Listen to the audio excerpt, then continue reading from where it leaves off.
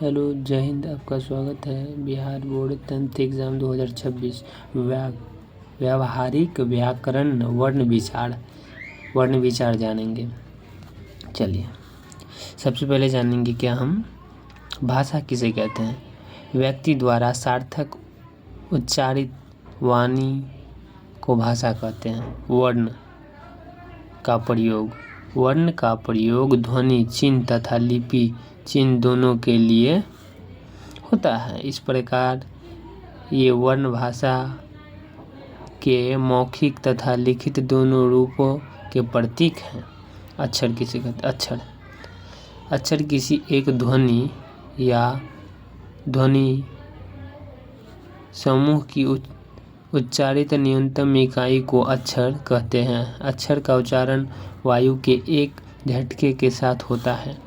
वर्णमाला वर्णों के व्यवस्थित समूह को वर्णमाला कहते हैं। स्वर किसे कहते हैं? जिन ध्वनियों के उच्चारण के समय हवा बिना किसी रुकावट के मुंह से निकलती है उन्हें स्वर कहते हैं।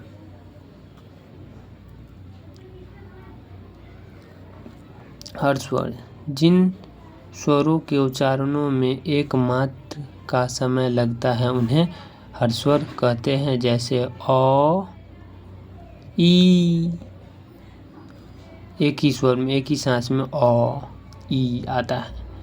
तो ये हो गया एग्जाम्पल। जैसे में दीर्घ स्वर जिस स्वर के उच्चारण में हर स्वर से दुगुना समय लगे उन्हें दीर्घ स्वर कहते हैं। जैसे आ, ई, वो ई था, ये ई। व्यंजन जिस वर्ण के उच्चारण व्यंजन किसे कहते हैं? जिस वर्ण के उच्चारण में स्वर की सहायता लेनी पड़ती है उसे व्यंजन कहते हैं। जैसे क बराबर कं का जोड़ अ का। व्यंजन गुज जब दो या दो से अधिक व्यंजन एक साथ एक श्वास के झटके से बोले जाते हैं तो उन्हें व्यंजन गुज कहते हैं। जैसे क्योरी स्मरण अंतस्थ व्यंजन जिस वर्णों के उच्चारण में जीभ तालु दांत तथा ओठ आपस में हल्का स्पर्श करते हैं उसे अंतस्थ व्यंजन कहते हैं। जैसे य र ल वो। बालाघाट किसी शब्द के उच्चारण में किसी अक्षर पर जो बल दिया जाता है वह बालाघाट कहलाता है। जैसे करण कमल में क्रमश क तथा म पर बल दिया जाता है अतः र तथा म पर बालाघाट है। कभी कभी पूरे शब्द पर भी बालाघाट होता है। अल्प प्राण जिस वर्ण के उच्चारण में थोड़ा श्रम लगाना पड़ता है और जिससे हकार की ध्वनि नहीं निकलती है उसे अल्पप्राण कहते हैं। जैसे प्रत्येक व्यंजन का पहला तीसरा तथा पांचवा वर्ण अल्पप्राण है। जैसे क ग ड ड़। महाप्राण जिस व्यंजन के उच्चारण में अधिक परिश्रम लगता है तथा जिससे हकार की ध्वनि निकलती है उसे महाप्राण कहते हैं। प्रत्येक व्यंजन का दूसरा और चौथा वर्ण महाप्राण है। जैसे ख घ।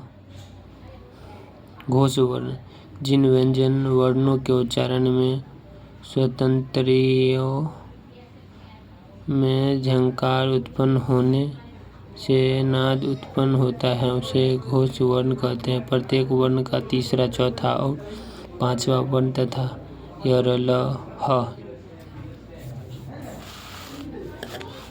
चलिए, अघोष वर्ण किसे कहते हैं वो जानेंगे। अघोष वर्ण जिन व्यंजन वर्णों के उच्चारण में स्वरतंत्रियां झंकृत नहीं होती हैं उन्हें अघोष वर्ण कहते हैं। प्रत्येक वर्ग का पहला और दूसरा वर्ण और तलब समुदांश दंश अघोष। संयुक्त संप्रयुक्त ध्वनि। जब एक ध्वनि दो व्यंजनों से मिल जाए तो उसे संयुक्त संप्रयुक्त ध्वनि कहते हैं। जैसे संभव, इसमें स और भ के बीच म का मेल है। संगम, किसी शब्द के उच्चारण में जो विराम आता है उसे संगम कहते हैं। जैसे मत जाना शब्द में मत जाना के बीच थोड़ा विराम है। अनुतान, अनुतान भावों की वह स्वाभाविक अभिव्यक्ति है जिसके कारण शब्द का अर्थ स्पष्ट हो जाता है, अनुतान कहलाता है। जैसे हमें तो करना ही होगा। तो चलिए अब आगे उच्चारण स्थान और वर्ण। कंठ, अ आ क ख ग घ ह और विसर्ग हलंत। तालु, उच्चारण स्थान है तालु। ई हर्षु च छ ज झ य स। मृदंग, ऋण ऋषि ट ठ ड ढ र स। दंत, लिट त थ द ध न ल। ओष्ठ, उ उ प फ ब भ। कंठ, नासिका। ड़, तालु नासिका ड़। मृदना नासिका न। ओष्ठ नासिका म। कंठ तालु ए ऐ। कंठ ओष्ठ ओ औ। दंत ओष्ठ ओ नासिका अनुस्वार। अघोष वर्ण। वर्ण क ख च छ ट ठ त थ प। प्रत्येक वर्ग के प्रथम दो वर्ण तथा स तलब समुदांश दंश है। घोष वर्ण उच्चारण। घोष वर्ण का क्या उच्चारण जानेंगे। घोष वर्ण स्थान का वर्ण जानेंगे। ग घ ज झ ट ड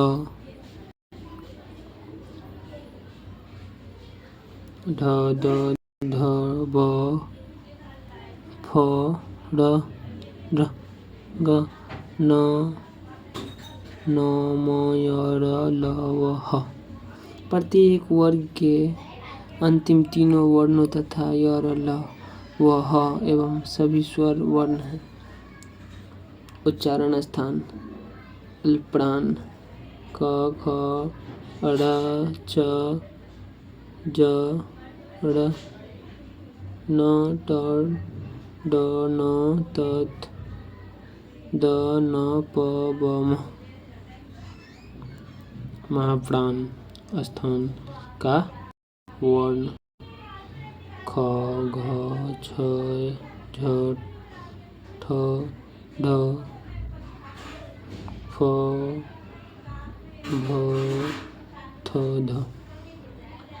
उष्म वर्ण, उष्म स्थान वर्ण तलब समुदांश दंश ह।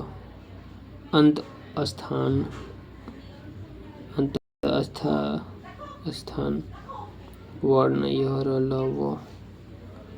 अ ई उ तथा ऋषि को हर्षस्वर एक मात्रे का मूल स्वर कहा जाता है।